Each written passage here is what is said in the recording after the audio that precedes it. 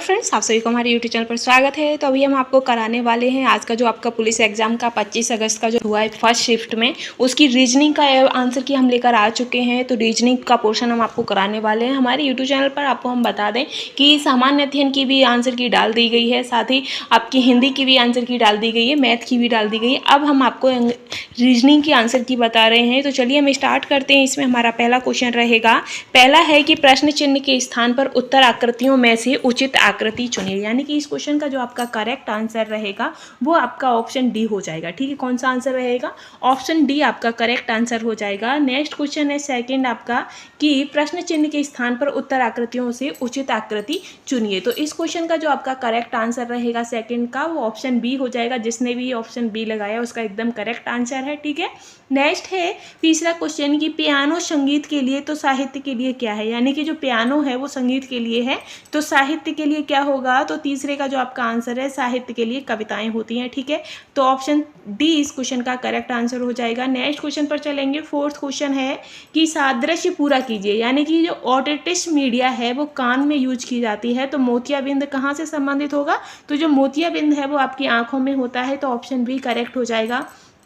पांचवा क्वेश्चन है कि 7 का 49 से संबंध है, वैसे ही 9 का किससे संबंध होगा? तो 7 सत्ते 49 होता है, इसका स्क्वायर हो गया, तो 9 का स्क्वायर क्या होगा? 81 होगा, तो ऑप्शन बी आपका करेक्ट आंसर हो जाएगा। ठीक है, छठवां क्वेश्चन है आपका कि यदि आप शुरू में दक्षिण की ओर मुंह करके खड़े हैं और बाद फिर आप 80 डिग्री बाईं ओर मुड़ें तो आप अपना किस दिशा में मुंह करके खड़े होंगे? तो छठवें का जो आपका आंसर रहेगा वो हो जाएगा नॉर्थ। यानी कि फिर आप नॉर्थ में अपना मुंह जो आपका फेस होगा वो नॉर्थ में हो जाएगा, तो ऑप्शन बी इस क्वेश्चन का करेक्ट आंसर है। ठीक है, आगे हम चलेंगे। तो ये आपका मैथ का है, ये हम आपको मैथ वाली सीरीज में क्वेश्चन करा चुके हैं। इसके आगे हम चलेंगे। आपका जो 9वां क्वेश्चन है, 8वां क्वेश्चन, तो 8वां क्वेश्चन आपका रीजनिंग से है कि अरुण अनु के घर जाना चाहता है और अनु का घर प्रिया के घर से 5 किलोमीटर उत्तर पश्चिम में है। तो थारून के घर से 12.5 किलोमीटर पूर्व में है। थारून का घर अरुण के घर से 5 किलोमीटर उत्तर पश्चिम में है, तो अरुण का घर अनु के घर से किस दिशा में होगा? तो 8वें क्वेश्चन का जो आपका आंसर होगा वो दक्षिण पश्चिम हो जाएगा। ऑप्शन ए इस क्वेश्चन का करेक्ट आंसर होगा। ठीक है, नेक्स्ट है आपका 9th क्वेश्चन कि निम्नलिखित सब प्रश्न में आपको दिए गए शब्द के साथ 4 अन्य शब्द दिए गए हैं। इनमें से एक शब्द को दिए गए शब्द के अक्षरों का उपयोग करके नहीं बनाया जा सकता। यानी कि ये जो आपका शब्द दिया गया है इंडिपेंडेंस, तो इनमें से वह कौन सा अक्षर शब्द है जो आपका इससे नहीं बन सकता है? तो 9वें का जो आपका आंसर होगा वो आपका ऑप्शन सी करेक्ट हो जाएगा। ठीक है, आगे हम चलेंगे नेक्स्ट क्वेश्चन पर। तो 10वां क्वेश्चन है आपका कि कथनों को पढ़िए और सर्वोत्तम निष्कर्ष का चयन कीजिए जो कथनों में दी गई धारणाओं का अनुसरण करता हो या करती है। ठीक है, तो इसमें है कि एक T20 क्रिकेट मैच में एक टीम द्वारा बनाए गए कुल रन कितने हैं? तो 120 हैं। इनमें से 60 रन स्पिनरों के द्वारा बनाए गए हैं। तो टीम में 20% स्पिनर हैं या मध्य क्रम के बल्लेबाज स्पिनर थे। तो 10वें क्वेश्चन का जो आपका करेक्ट आंसर होगा वो निकलेगा ऑप्शन सी। यानी कि ना तो निष्कर्ष 1 सही और ना ही निष्कर्ष 2 इस क्वेश्चन का अनुसरण करते हैं, तो ऑप्शन सी आपका 10वें का करेक्ट आंसर हो जाएगा। ठीक है, आगे है आपका 11वां क्वेश्चन। ये ब्लड रिलेशन से संबंधित क्वेश्चन है आपका 11वां कि निम्नलिखित में से प्रत्येक प्रश्न की दी गई जानकारी संबंधित है। यानी कि जो एम है वो एन का जो अर्थ है वो एम एन का पुत्र है। m@n का जो अर्थ है तो एम एन की बहन है, और एम एन जो एम है जो वो एन का पिता है। तो इस क्वेश्चन में हमें बताना है कि एस का क्यू, जो एस है वो क्यू का पिता है दर्शाता है, तो वह कौन सा चिन्ह होगा? ठीक है, तो इसमें से जब हम इसको सॉल्व करेंगे तो इसका जो आंसर निकलेगा वो ऑप्शन बी आपका करेक्ट हो जाएगा। जिसने भी ऑप्शन बी इस क्वेश्चन का करेक्ट लगाया है वो उसका आंसर करेक्ट होगा। ठीक है, आगे है 12वां क्वेश्चन आपका कि GARNIT अक्षरों का उपयोग करके बनाए जा सकने वाला शब्द ढूंढिए। तो इनमें से इन जो ये आपके अलग अलग अक्षर दिए गए हैं इनसे करेक्ट शब्द क्या बना सकते हैं वो हमें ढूंढना है। ठीक है, तो 12वें का जो आपका करेक्ट आंसर रहेगा वो आपका हो जाएगा ट्रेन। क्या रहेगा? ट्रेन हो जाएगा। ठीक, तो ऑप्शन बी इस क्वेश्चन का करेक्ट है। 13 क्वेश्चन है कि बादल बारिश से उसी तरह संबंधित हैं जैसे हवा संबंधित है। यानी कि बादल से क्या होता है तो बारिश होती है, और हवा से क्या होता है तो हवा से धूल उड़ती है। यानी कि ऑप्शन डी आपका करेक्ट आंसर हो जाएगा। नेक्स्ट क्वेश्चन पर चलेंगे। तो 14वां क्वेश्चन है जिसमें पूछा गया है कि दिए गए आरेख का परीक्षण कीजिए और निम्नलिखित प्रश्न का उत्तर दीजिए। ये गोले में आपके नियोजित हैं और स्क्वायर में पिछड़े हैं और जो आपका ट्राइंगल है इसमें शिक्षित लोग हैं। तो कितने शिक्षित व्यक्ति पिछड़े माने जाते हैं? तो चौथे का जो 14वां का जो आपका करेक्ट आंसर रहेगा वो 14 हो जाएगा, यानी कि ऑप्शन बी आपका करेक्ट हो जाएगा। ठीक है, आगे हम बढ़ेंगे। 15 क्वेश्चन है आपका कि एक सर्वेक्षण में पाया गया है। ये क्वेश्चन जो आपका है 15 काफ़ी लेंथी है, आप खुद पढ़ लीजिएगा, लेकिन हम इसका आंसर बता देते हैं। तो 15 का जो आपका करेक्ट आंसर होगा वो 10 निकलेगा। क्या निकलेगा? ऑप्शन ए आपका इसका करेक्ट हो जाएगा। 16 क्वेश्चन है कि फाइंड द मिसिंग नंबर। तो इसमें हमें मिसिंग नंबर आपको बताना है, जैसे 13, 1, 17 और ये प्रश्नवाचक चिन्ह लगाया फिर है 21। तो 16 का जो आपका आंसर रहेगा वो 5 हो जाएगा। ठीक है, तो ऑप्शन डी आपका करेक्ट आंसर है। 17 क्वेश्चन रहेगा कि लुप्त पैटर्न खोजिए। तो इसमें से जो लुप्त पैटर्न है वो हमें बताना है, जैसे ये आपका फिलिंग यहाँ पर फिल करना है। तो 17 का जो आपका आंसर रहेगा वो हो जाएगा C43D, यानी कि ऑप्शन ए आपका 17 का आंसर करेक्ट रहेगा। ठीक है, इसके बाद हम नेक्स्ट क्वेश्चन पर चलेंगे। तो नेक्स्ट क्वेश्चन है आपका 18। यदि ए बी बराबर ए माइनस बी है, इसी प्रकार P बराबर 6 और Q बराबर R है, तो होने पर पी क्यू का मान ज्ञात कीजिए। तो पी क्यू का जो मूल्य रहेगा, तो 18 का जो क्वेश्चन रहेगा वो ऑप्शन ए हो जाएगा, यानी कि 2 आएगा। ठीक है, तो ऑप्शन ए आपका इसका क्वेश्चन का आंसर करेक्ट हो जाएगा। 19 क्वेश्चन है कि एक शिक्षिका अपने विद्यार्थियों से कहती है, जो एक शिक्षिका है वो अपने विद्यार्थियों से कहती है कि नियमित रूप से अध्ययन करने से शैक्षणिक प्रदर्शन बेहतर होता है। इस कथन का निहित अर्थ क्या है? तो ये जो कथन उसने कहा है इसका अर्थ क्या होगा? तो 19 क्वेश्चन का जो आपका आंसर करेक्ट रहेगा वो हो जाएगा ऑप्शन बी, यानी कि नियमित अध्ययन की आदतें ग्रेड में सुधार लाती हैं। ठीक है, तो ऑप्शन बी आपका करेक्ट है। 20 क्वेश्चन आपका मैथ का है। तो मैथ हम आपका कंप्लीट करा चुके हैं पूरा। आगे चलेंगे हम, मैथ का तो पूरा कंप्लीट हो गया है। ठीक है, तो आप मैथ की वीडियो में आप देख सकते हैं कि क्या से क्या इसके आंसर्स रहे हैं। ठीक, आगे ये है आपका 41 क्वेश्चन, जो ये आपका रीजनिंग से संबंधित है। 41 कि विकल्प 1, 2, 3, 4 में सही दर्पण छवि को चुनिए। तो जो 41 का जो आपका करेक्ट आंसर होगा वो ऑप्शन सी आपका करेक्ट हो जाएगा। ठीक है, सी ऑप्शन इसका करेक्ट है। आगे है आपका 42 कि सिंधु एक व्यक्ति का परिचय अपनी माँ के भाई के बेटे के रूप में करती है, तो वह व्यक्ति सिंधु से किस प्रकार संबंधित है? ये भी आपका ब्लड रिलेशन से संबंधित क्वेश्चन है। तो 42 का आपका करेक्ट आंसर हो जाएगा कजिन, यानी। ठीक है, तो ऑप्शन सी इसका करेक्ट है। आगे ये आपका मैथ का क्वेश्चन आ जाता है। मैथ से फिर हम आगे चलेंगे। तो ये रहा 44 आपका रीजनिंग का है कि ग्रीन का कोड 49 है, तो वॉलेट और पिंक के संख्या कोड के बीच अंतर ज्ञात कीजिए। तो 44 का जो आपका करेक्ट आंसर रहेगा वो ऑप्शन बी हो जाएगा, यानी कि 33। ठीक, अब ये आपका 45 क्वेश्चन है कि 3 बच्चे सैम, जॉन और एन आइसक्रीम खा रहे हैं और प्रत्येक बच्चा उपलब्ध स्वादों से अलग अलग स्वाद खाता है, अतः चॉकलेट, स्ट्रॉबेरी, बटर स्कॉच और वेनिला। ठीक है, तो इसमें से हमें बताना है कि सैम वेनिला नहीं खाता है और जॉन स्ट्रॉबेरी नहीं खाता है, एन कभी वाटर स्कॉच नहीं खाता है, तो चॉकलेट और जो वाटर स्कॉच का एक साथ नहीं खाए जाते हैं, वेनिला और चॉकलेट को एक साथ खाया जा सकता है। तो उपलब्ध विकल्पों में से हमें इसका करेक्ट आंसर बताना है। तो 45 का जो आपका आंसर करेक्ट रहेगा वो ऑप्शन डी हो जाएगा, यानी कि जो दूसरा और चौथा है वो आपके सही रहेंगे। ठीक है, तो ऑप्शन डी इस क्वेश्चन का करेक्ट आंसर है।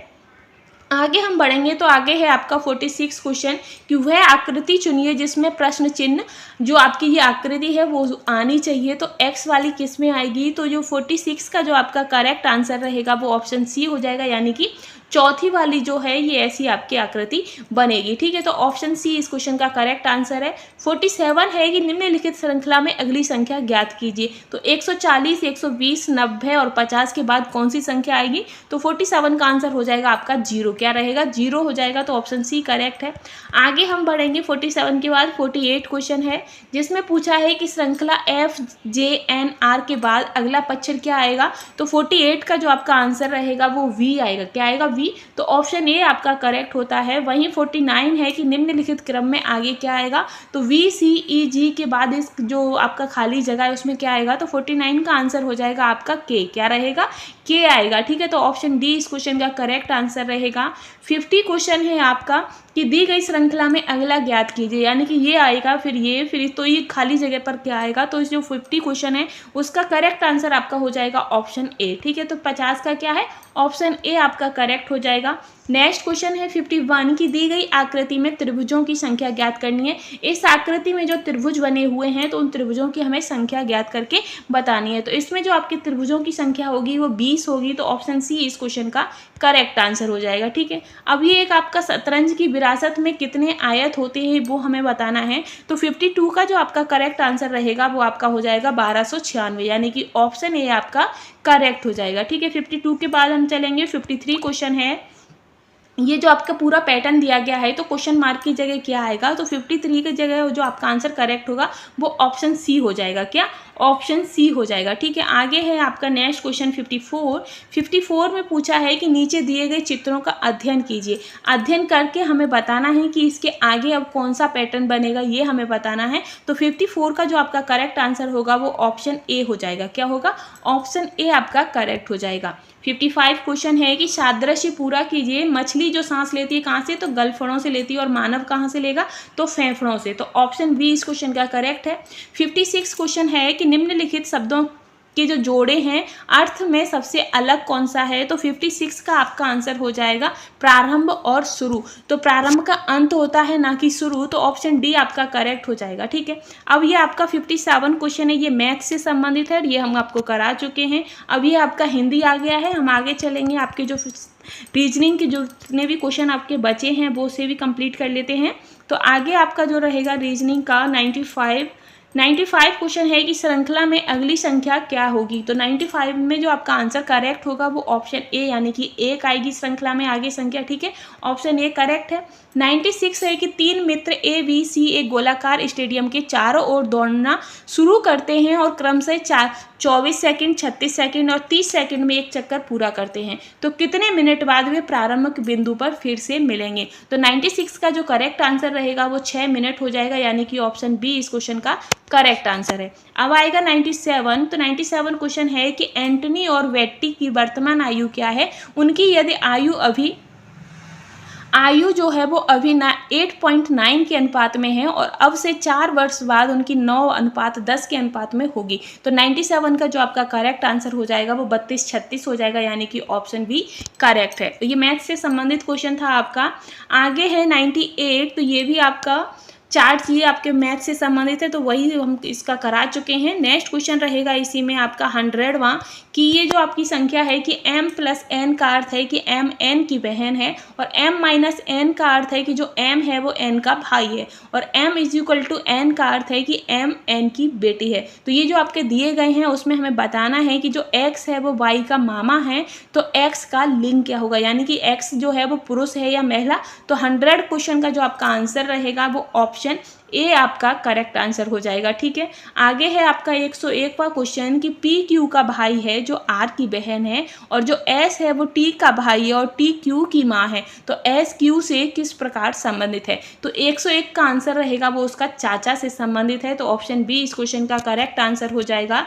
102वां क्वेश्चन है आपका कि जून 10, 21, 14, 5 को जुलाई होगा। तो जून 10, 21, 5 को जुलाई होगा। तो जुलाई कब होगा, तो इसका आंसर जो आपका 102 है उस 102 का आंसर हो जाएगा आपका ऑप्शन बी। ठीक है, ऑप्शन बी आपका करेक्ट है। 103 क्वेश्चन है कि जिस घड़ी की 9 बजे की घंटे की सुई पूर्व की ओर इंगित करती है उसके लिए 1:30 बजे की घंटे की सुई किस दिशा की ओर इंगित करेगी। तो 103 का जो आपका आंसर करेक्ट हो जाएगा वो दक्षिण पश्चिम, यानी कि ऑप्शन सी करेक्ट है। आगे है 104 कि यदि रविवार को जनवरी, मंगलवार को मार्च और गुरुवार को मई के रूप में कोडित किया जाता है तो शनिवार को किस प्रकार कोडित किया जाएगा। तो 104 का आंसर हो जाएगा जुलाई में। ठीक है, तो ऑप्शन सी इस क्वेश्चन का करेक्ट आंसर हो जाएगा। 105 क्वेश्चन है कि घड़ी का संबंध समय से है उसी प्रकार मानचित्र का संबंध किससे होगा। तो मानचित्र का संबंध किससे हो जाएगा, तो जगह से या स्थिति से हो जाएगा। तो ऑप्शन ए करेक्ट हो जाएगा। ठीक है, 106 क्वेश्चन है कि यदि मणि टोनी से लंबा है और लेकिन दीपक से छोटा है और टोनी मोहन जितना लंबा है लेकिन गोकुल से लंबा है, तो मोहन क्या है, तो मोहन की जो हाइट है वो कितनी होगी। तो 106 का जो आंसर है वो मणि छोटा होगा। मणि से जो मोहन है वो मणि से छोटा होगा। तो ऑप्शन सी इस क्वेश्चन का करेक्ट आंसर है। ठीक है, 107वां क्वेश्चन है कि निम्नलिखित में से असमान संख्या ज्ञात कीजिए। तो 107 का जो आंसर आपका करेक्ट होगा वो ऑप्शन डी हो जाएगा।